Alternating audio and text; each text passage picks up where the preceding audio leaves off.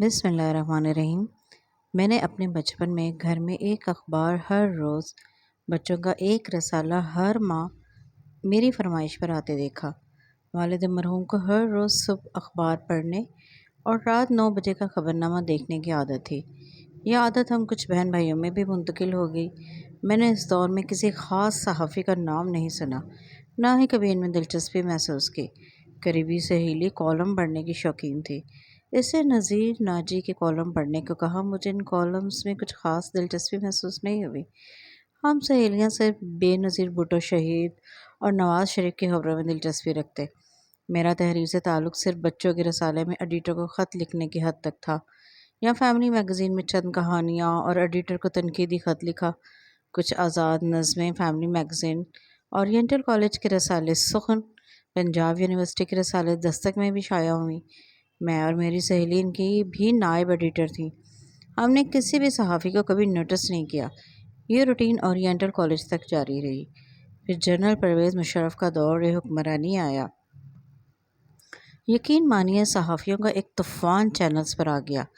9 बजे के खबरनामे ने एक दरख्त की तरह अपनी बहुत सी शाखें निकाल ली।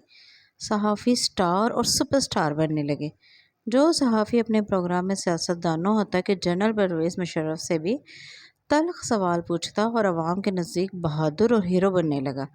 यूनिवर्सिटी में सहाफ़ियों की शख्सियत मौज़ूए बहस बनने लगी। लोग तफरीही ड्रामे प्रोग्राम भूल गए और सहाफ़ियों के प्रोग्राम्स देखना शुरू कर दिए। इस दौर में बहादुरी की सहाफ़त का प्रचार किया गया और सब इस रेस में शामिल हो गए।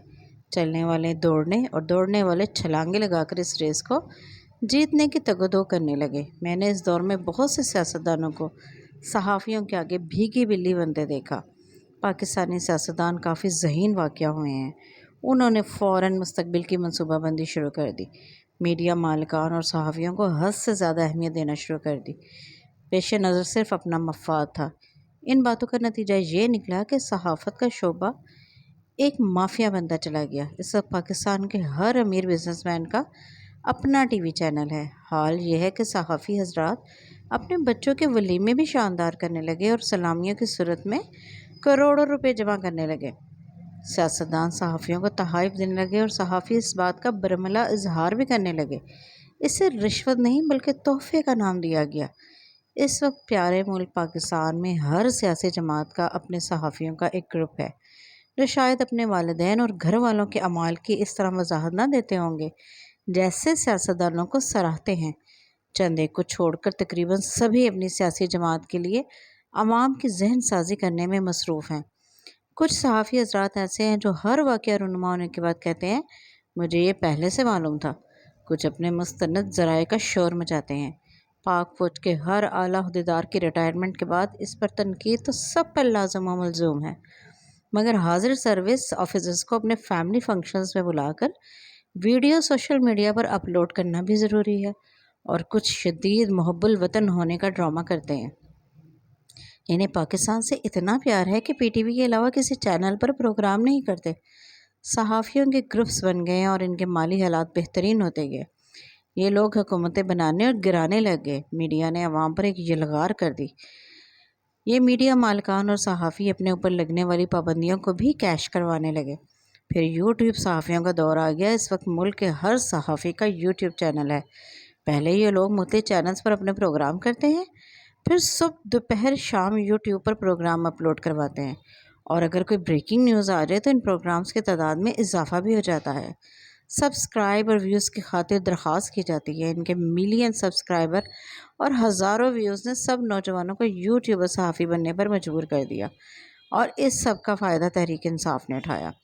इस वक्त पाकिस्तान में अगर 100 लोगों का यूट्यूब चैनल है तो इनमें से 75% का ताल्लुक़ तहरीक इंसाफ से है। और सबसे दिलचस्प बात यह कि इनमें कुकिंग, ब्लॉगिंग, एंटरटेनमेंट चैनल्स की भरमार है। यूट्यूबर सहाफ़ियों का तो कोई शुमार ही नहीं। ये सब एक दूसरे को भरपूर सपोर्ट करते हैं और पाकिस्तान की सहाफ़त का मज़ीद जनाजा निकालते हैं। इस अमल ने सहाफ़त को मज़ीद ज़रब लगाई है। पाकिस्तान में खवास के साथ आवाम की भी ज़ाती वीडियोज़ आडियोज़ बनने लगी हैं, जिसने मज़ीद तबाही मचा दी है और अखलाक को मज़ीद पस्तियों में गिरा दिया है। मुझे इस वक्त कोई ऐसा तरीका नज़र नहीं आता जिससे इस नाम नहाज सहाफ़ती यलगार से बचा जा सके। اندازہ کرے اس ملک کا چیف جسٹس بھی اپنی فیملی کے ساتھ باہر نہیں نکل سکتا۔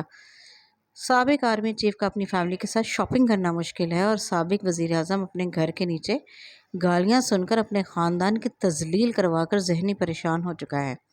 اور یہ سب کرنے والے یوٹیوبر صحافی ہیں، جو صحافت کے بڑے ناموں کو دنوں میں ترقی کی منازل طے کرتا دیکھ کر پاگلوں کی طرح اس راستے پر دوڑ رہے ہیں۔ پاکستان کے چند صحافیوں کو چھوڑ کر زیادہ تر منافقت کے اعلیٰ درجے پر ہیں۔ ہم سیاستدانوں کو کہتے ہیں کہ ان کا کوئی اعتبار نہیں، مگر صحافیوں نے بھی یہی راستہ اختیار کر لیا ہے۔ اس راستے پر دنیا میں تو کامیابی مل جائے، مگر آخرت میں منافقت کا بوجھ اٹھانا شاید ممکن نہ ہوگا، اور پھر صرف خسارے ہاتھ میں آئیں گے۔ التجا ہے کہ آپ کے محب الوطنی پر ہرگز شک نہیں، مگر کم از کم کچھ تو اعتدال کا راستہ اختیار کریں۔ اپنی رائے کا اظہار کرنے کا حق ہر پاکستانی کو ہے، چاہے وہ صحافی نہ بھی ہو، مگر اس رائے کو بالکل نیوٹرل اور پاکستان کے حق میں ہونا چاہیے۔ منفرد بات کرنے کے چکر میں مالی فوائد کی خاطر اپنی شخصیت کو نقصان نہ پہنچائیں۔ عام عوام کا خیال کریں۔